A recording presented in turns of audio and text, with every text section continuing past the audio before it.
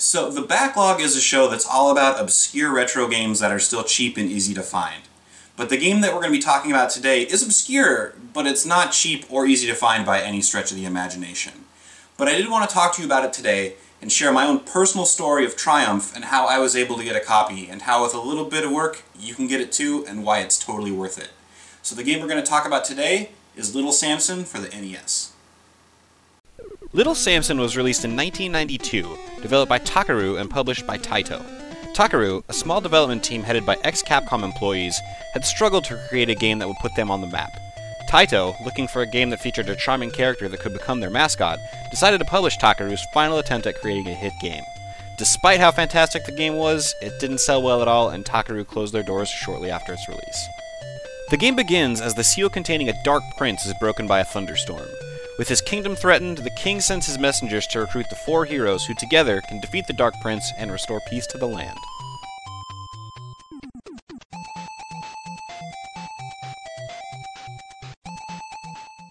Now, I rented the game a few times from my local no-name video rental store because back then I couldn't really get a lot of video games, so most of my NES memories are from games that I rented or borrowed from friends.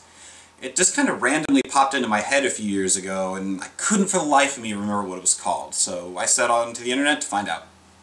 All I could really remember about the game is that it featured a human, a dragon, a golem, and a mouse character, and that each character had their own solo chapter that had to be completed before the 4 heroes joined forces.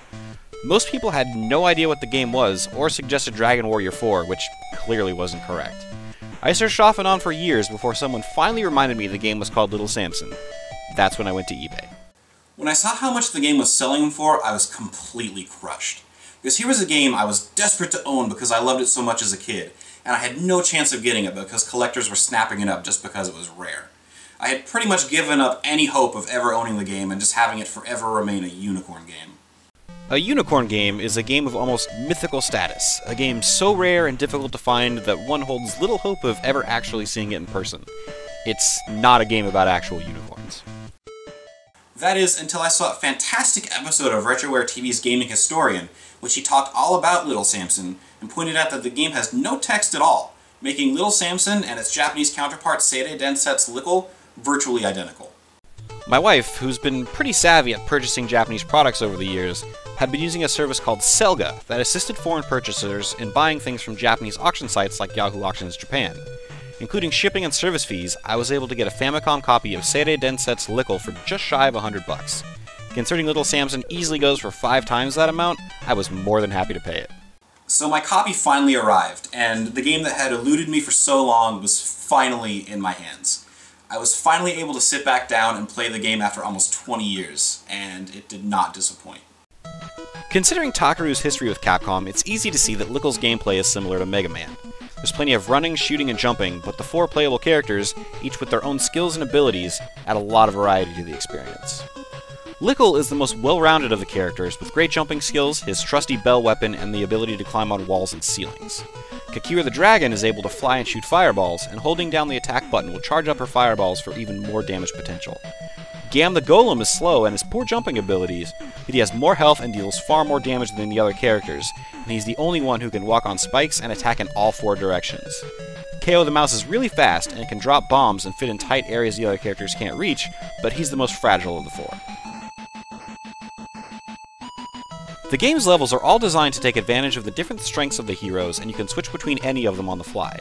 This is required in order to traverse some of the more difficult terrain, like when the player will need to use Lickle to climb on a ceiling, and then call on Gam in mid-air to land on the spikes directly below. Each character's max health can be upgraded with special power-ups scattered around, and potions can be collected and used in a similar manner to E-Tanks in the Mega Man series. It's important to keep each character alive, because when one character dies, you have to start the entire level over, and if you're not playing on easy, you can't use that character again until the level's completed. The game's bosses are a real joy to go up against, a perfect example of NES game difficulty, where they're just hard enough to give you trouble, but not so frustrating that you don't want to keep trying. They're all very large and very detailed, and really show how hard Takaru is pushing the system.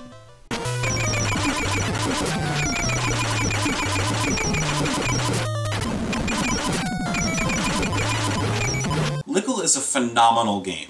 The controls are tight and responsive, the graphics are lush and colorful, and the music is upbeat and catchy, and really there's not much more you can ask for from a video game. And I'm really confident in saying that it is my favorite NES game. If you're into platformers, you're going to love Lickle. Everything about the game is completely top-notch. It's a shame it was released once the Super Famicom and Super NES had already been released, because without the shadow of a new console looming over it, it really could have been a big hit. Now, I don't say this very often, but Lickle is a perfect video game, and there's not a single thing that can improve it. And not only does it represent the last hopes of a talented group of developers, but to me it also is a story of triumph and being reunited with a lost childhood love. At this point, I don't even want a real copy of Little Samson because this Famicom cartridge is so important to me. I don't even call the game Little Samson anymore, it's just Lickle now. My wife even made me this awesome Universal game case from a scan of the Famicom box as a Valentine's Day gift, making my copy even more sentimental. Do whatever you can to get a copy of this game, whether it's as Little Samson or Seirei Densetsu Lickle. If you love the NES and appreciate the fine art of a fantastic platformer, paying $100 and jumping through whatever hoops you need to in order to get a copy are going to be well worth the reward. It's not just nostalgia or sentimentality talking. The game is that good. Well, that's all for this episode.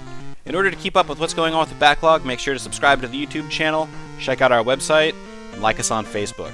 If you want to know what I'm up to personally, you can check me out on Twitter as well.